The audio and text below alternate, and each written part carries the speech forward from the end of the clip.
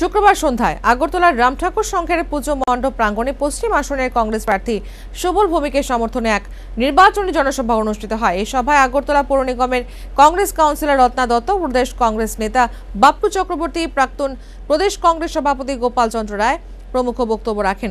সভায় কংগ্রেস কর্মী সমর্থকদের উপস্থিতি ছিল লক্ষণীয়। ভীষণ ডকুমেন্ট দিয়েছিল, তার মধ্যে উল্লেখযোগ্য হল ঘর ঘর মে নকরি। আমরা একটি কথা বলতে চাই, পৃথিবীতে আমি অনেক ভাগ্যবান লোক দেখেছি, কিন্তু আমাদের বর্তমান মুখ্যমন্ত্রীর মতো ভাগ্যবান লোক পৃথিবীতে নেই। উনি কর্মসূত্রে দিল্লি চলে গেছিলেন, দিল্লির প্রবাসী বাঙালি হয়ে গেছেন আজ থেকে 22 বছর আগে।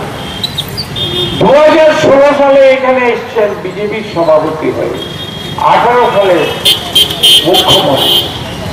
ত্রিপুরার আকাশ বাতাস, ত্রিপুরার ভৌগোলিক চিত্র, ত্রিপুরার সমস্যা সম্পর্কে যার কোনো জ্ঞান নেই, সেই প্যারাসুট মুখ্যমন্ত্রী আমাদের ভাগ্যে ছিল।